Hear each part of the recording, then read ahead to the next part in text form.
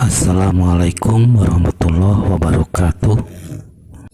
Alhamdulillah bertemu lagi dengan saya yang insya Allah akan melanjutkan materi yang kemarin, yaitu bab kalam. Di video kali ini bagian 2. Namun sebelumnya akan saya ulas dari awal secara ringkas.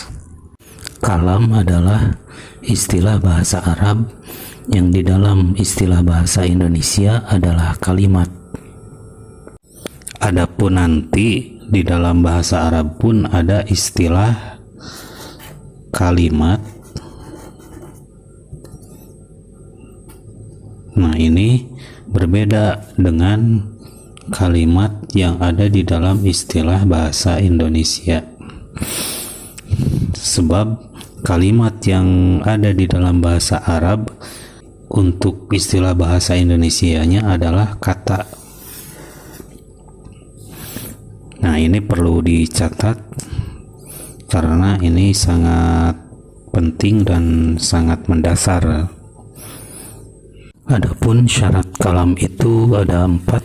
1. Al-lafdu, 2. Al-murakkabu, 3. Al-mufidu, dan bil wad'i.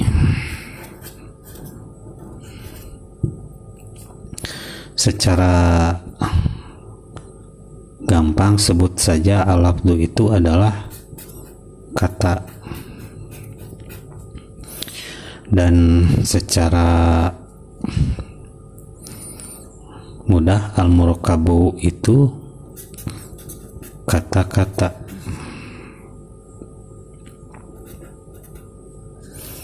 Lalu al-mufid itu secara mudah adalah kata-kata yang memiliki makna atau arti. Dan bil wad'i itu secara mudah adalah disengaja atau berniat untuk bicara, berkata-kata yang memiliki makna gitu. Kemarin saya menerjemahkannya dengan ketetapan di dalam kitabnya berniat atau al-qasdu. Lalu kenapa saya menerjemahkan dengan ketetapan? Karena jika kita menetapi sebuah ketetapan berarti hal itu disengaja atau sangat niat gitu. Nah, itu saya rasa sudah jelas ya. Jadi kalau kita simpulkan bab kalam bagian 1 itu, kalam adalah kalimat. Ini secara mudah aja. Kalimat itu bisa jadi lafad gitu. Nah, lafad itu adalah kata. Kata di dalam kitabnya, kata ini harus disuarakan, harus diomongkan. As-saut. Jadi kalau hanya tulisan misalnya gini, ini mencakup sebagian hijaiyah tapi tidak dibicarakan, tidak disuarakan. Nah, itu bukan lafad. Karena lafad itu harus ada suaranya. Jadi dibicara seperti ini, Zaidun. Nah, itu baru lafad. Adapun al-murakkab itu adalah kata yang lebih dari 1, yaitu 2 dan seterusnya. Jadi bisa diistilahkan al-murakkab itu adalah kata-kata seperti Zaidun Bakrun gitu. Nah, ini adalah murakkab karena murakkab itu terusan dari lafad, atau murakkab itu adalah lafad yang ditambah lafad lagi. Jadi lafad gitu, lafad. Nah, itu jadi murakkab. Nah, setelah murakkab syarat kalam itu adalah al-mufid. Kata-kata yang tadi, lafad yang tadi itu harus memiliki makna. Nah, ini udah murokab tapi belum mufid karena tidak ada makna. Zaid bakrun, jadi iya, kenapa sih Zaid dan bakrun, atau ada apa dengan Zaid dan bakrun? Nah, yang selanjutnya syarat kalam itu adalah bil wad'i atau dengan wad'iyah. Secara artinya wad'iyah, bil wad'i itu disengaja atau berniat. Jadi kemarin saya mengatakan bil wad'i itu ketetapan, karena jika kita menetapi ketetapan itu jelas sangat disengaja dan sangat berniat gitu. Jadi gimana kalau misalnya ada yang bicara koma Umarun tapi dia tidak disengaja, gambaran sedang mengigau, nah itu tidak wad'iyah, itu tidak bil wad'i karena tidak disengaja. Nah, itu mudah-mudahan memperjelas bab kalam bagian 1. Nah, untuk pembahasan bab kalam bagian 2 itu kita akan diperkenalkan dengan istilah ismun, fi'lun,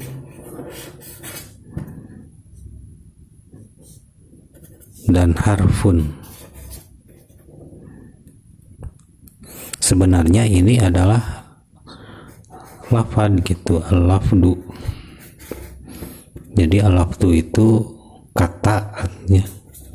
Sebut sajalah ini lafad itu kata yang mencakup huruf hijaiyah, jadi kata di dalam bahasa Arab gitu. Ini ada 3 sebagai komposisi dari kalam.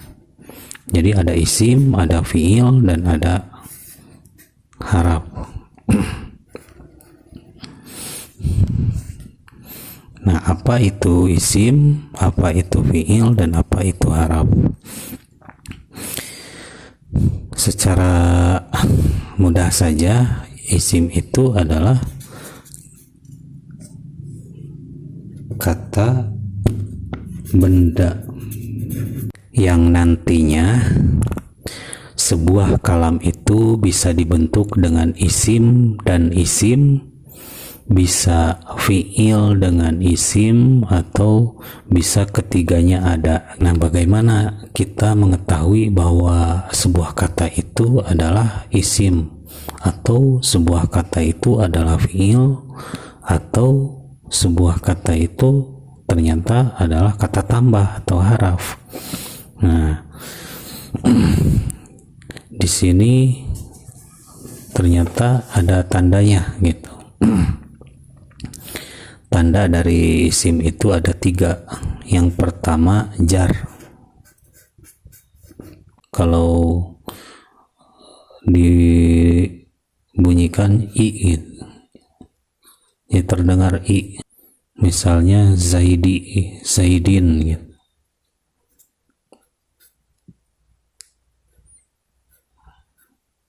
Nah, jadi kalau kita menemukan ada jar di akhir kata, maka kata tersebut itu pasti isim gitu. Yang kedua, ciri dari atau tanda dari isim atau kata benda itu adalah tanwin. An, in, dan un. Nah, kalau kita menemukan tanwin di dalam sebuah kata, berarti kata tersebut adalah isim atau kata benda.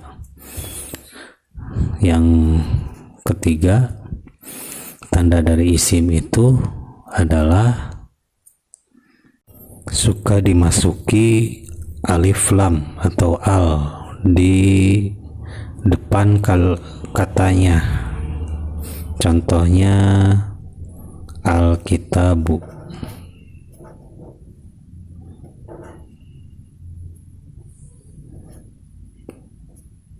ini alif lam nih, baik itu nantinya asyamsiyah atau alif lam qamariyah. Pokoknya ketika kita menemukan alif lam di depan kata, berarti kata tersebut adalah isim. Dan perlu jadi catatan bahwa ketika ada alif lam maka tanwin wajib dihilangkan ya. Jadi tidak boleh ada alkitabun, alkitabin, alkitaban, karena alif lam ini adalah pencegah dari datangnya tanwin gitu. Nah, yang selanjutnya, bagaimana kita mengetahui itu adalah kata kerja? Bagaimana kita mengetahui sebuah kata itu ternyata fi'il gitu? Cirinya ada 4. Yang pertama adalah ketika di depan kata tersebut ada kode. Nah, ketika kita menemui kata kode, maka setelah kode itu pasti fi'il gitu. Contohnya di dalam iqomah, kode komatis sholah, kode komat. Nah, komat itu fi'il gitu. Nah, ini fi'il karena ada tandanya yaitu kod. Yang kedua adalah saufa. Setelah kata saufa itu pasti fi'il gitu. Jadi tanda-tanda ini berlaku ya, baik di dalam Quran, di dalam hadis, atau di dalam karya-karya ilmiah yang berbahasa Arab. Nah, yang ketiganya adalah sin dan tak tanis, tak yang menunjukkan kepada perempuan. Nah, untuk yang dua ini kita tunda dulu aja karena tanda untuk yang kedua ini harus memperdalam ilmu tentang fi'il, yaitu di dalam kitab Kailani atau Sorob, yang kedua di dalam Tasrifan, yang ketiganya di dalam Kiasan. Jadi yang mudahnya dulu aja bahwa fi'il itu bisa diketahui dengan kod dan saufa. Jadi kalau kita menemukan kata ini kod dan saufa, maka setelahnya itu pasti fi'il. Nah, jelas ya. Dan yang terakhir ada haraf atau kata tambah. Nah, bagaimana tandanya? Nah, ternyata haraf itu tidak ditandai, tapi justru harap itu menandai gitu. Baik menandai sebuah isim atau menandai sebuah fi'il. Jadi harap itu tidak ditandai tapi menandai gitu. Yang nantinya harap itu bisa menandai kepada isim dan fi'il. Ada juga harap yang khusus masuk kepada isim saja, dan yang terakhir ada harap yang hanya khusus menandai fi'il saja. Jadi terbagi 3 nih harap atau kata tambah itu. Ada yang bisa menandai isim dan fi'il sekaligus, ada yang hanya menandai isim saja, tidak bisa menandai fi'il. Dan yang terakhir adalah harap yang hanya menandai fi'il saja, tidak bisa menandai isim. Sekian dulu video dari saya, mudah-mudahan besar manfaatnya. Silahkan share dan di subscribe agar tidak ketinggalan video-video lain dari saya. Insya Allah kita akan bertemu lagi di materi selanjutnya, yaitu Babul I'robi. Wallahu a'lam bishawab. Mohon maaf atas segala kekurangan. Hadanallahu wa iyyakum ajmain. Assalamualaikum warahmatullahi wabarakatuh.